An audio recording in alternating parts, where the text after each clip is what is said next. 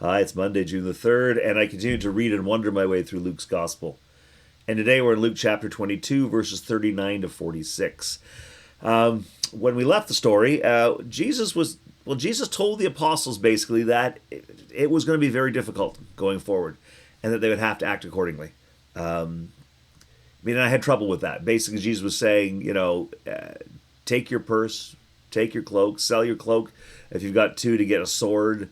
All those things that to me just seemed, counter. When Jesus sent them out to spread the word, he told them not to take a purse and not to take two cloaks and not to take a sword and all of those things, that they should, rely on the kindness of strangers and share the word. They should go out in a vulnerable way, not in a threatening way. And suddenly Jesus is saying, don't do that anymore. But I also wondered then, and I've certainly wondered since then, about the time in which Luke wrote this gospel. So when Luke is telling this gospel, we have been through insurrection, and Rome has crushed Jerusalem. The temple is burned. It's been a terrible time, and so Luke maybe doesn't feel comfortable telling people to go and trust others, because no one's very trustworthy right now. People are ratting out each other, and they are being turned over and being not just persecuted but prosecuted and killed. So it seems to me Luke is reflecting his time, and again, kind of doing the game that a lot of us would do, which is, well, if Jesus knew what was going on, he'd be saying something different. Which is always a challenge for us, isn't it? I love commentators, all over the world actually, but just sort of in the current climate, when the Beatitudes are quoted, and Jesus is, blessed are the meek, for they will inherit the earth, and blessed are the peacemakers. And people say, yeah, but Jesus has no idea what it is like to live in the 21st century. If Jesus knew what it was like now, he never would have said that. And yet, Jesus did know what it was like. They were living in occupied territory, and the sacking of Jerusalem hasn't happened yet, but there was all sorts of violent protests and talk of insurrection and actions against Rome in Caesarea and all sorts of areas, and Jesus was very familiar with that. But I'm sure that for Luke, it seems like, but it's never been like this. The same way as for a lot of people today in the 21st century go, it's never been like this. So we go, so Jesus is, we'll take Jesus' words with a grain of salt. I think Luke's doing that. Same way that we do that today a little bit. But anyway, that was then. So the story continues, and let's see what happens with the continuing story. Luke 22, 39 to 46. Jesus came out and went, as was his custom, to the Mount of Olives, and the disciples followed him. When he reached the place, he said to them, "Pray that you may not come into the time of trial." Then he withdrew from them about a stone's throw, knelt down and prayed, "Father, if you are willing, remove this cup from me. Yet not my will, but yours be done." Then an angel from heaven appeared to him and gave him strength. In his anguish he prayed more earnestly, and his sweat became like great drops of blood falling on the ground. When he got up from prayer, he came to the disciples and found them sleeping because of grief. And he said to them, "Why are you sleeping? Get up and pray that you may not come into the time of trial." So I think we know this story a little bit, right? We know that Jesus goes to pray and that the apostles fall asleep. You'll find in this text disciples and apostles used almost interchangeably.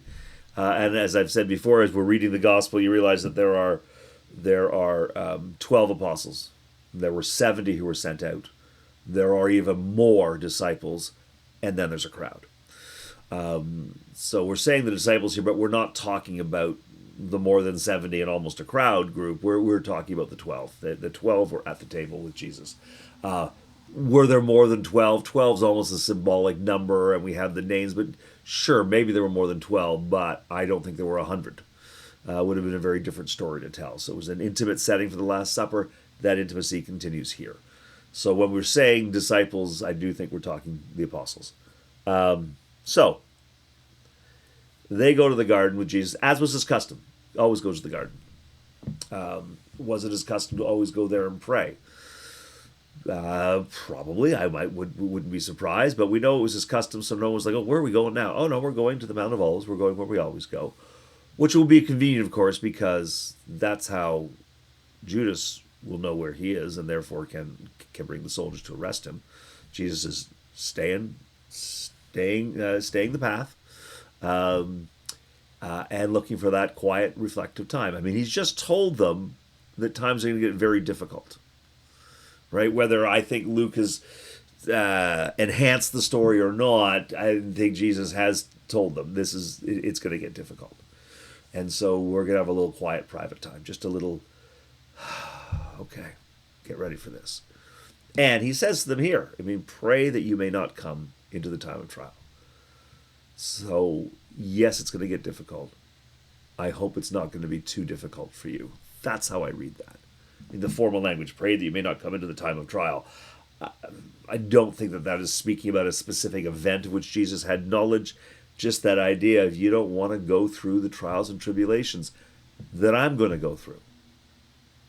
Jesus is there to be arrested. He knows that's going to happen. I believe that he has set that up with Judas. But regardless, whether he's complicit in it, he knows what Judas is going to do. He knows what's going to happen. It's why he came to Jerusalem. He told them that.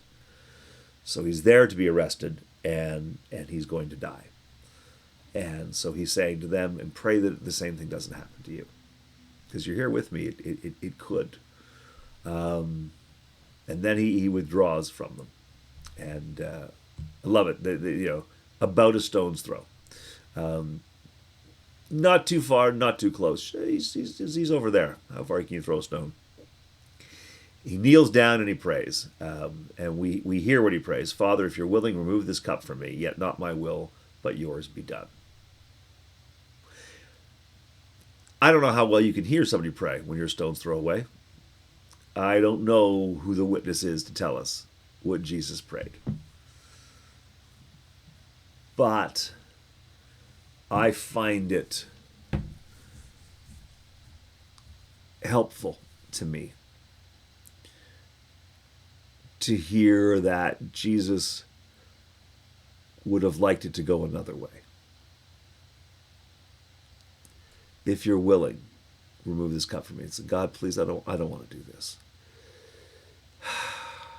But not my will, but yours be done. If it has to happen, then I'm ready for it. But I'd rather that it didn't.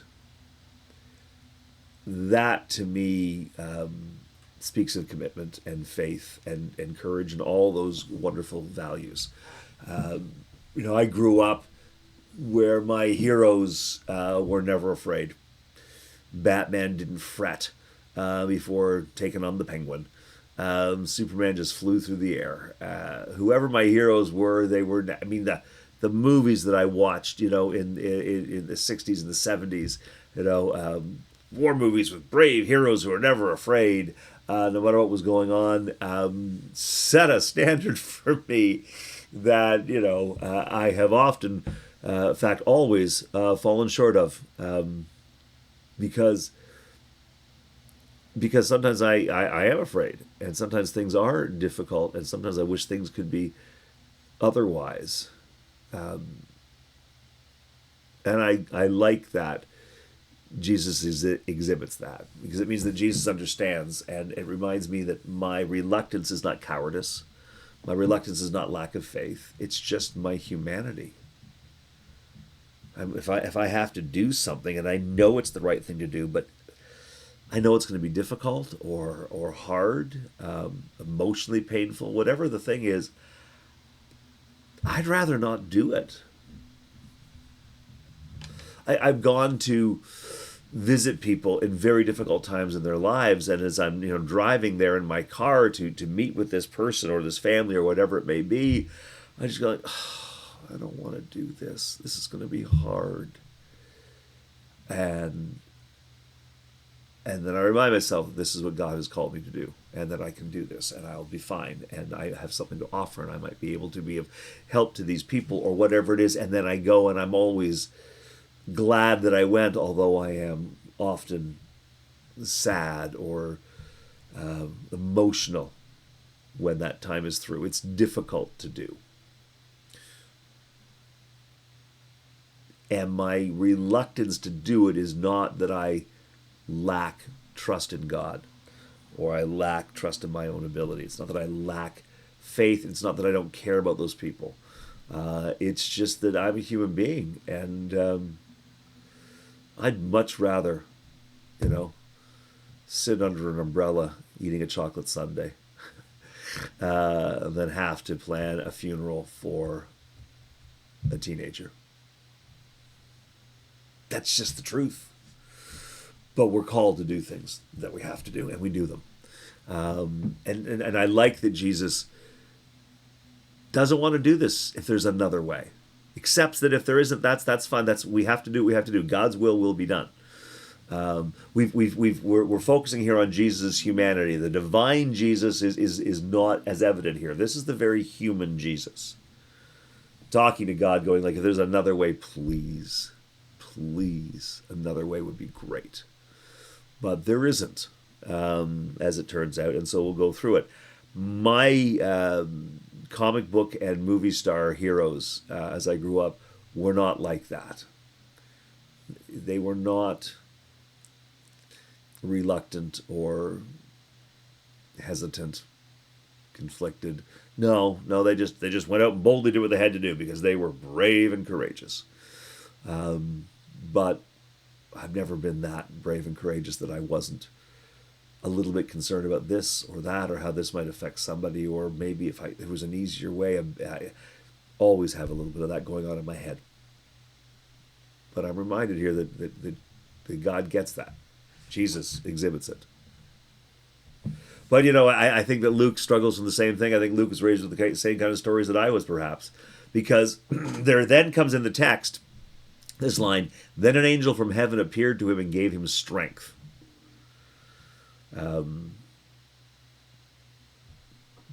Did somebody see that? I don't know if anybody saw it. I don't think that the apostles saw it, because we're going to find out a minute from now they're asleep. So nobody saw it. So how do we know that happened? Well, Luke has put that in the story because Jesus needs to have. How could he possibly go on and do what he did? How can you possibly imagine going forward with what you know is going to be painful, messy, horrific, demeaning death? He must have had extra strength. So an angel appeared to give him strength, he says. Now, I will say that that part of the text is seems to be a later addition. This is not part of the earliest Luke text, as far as we know.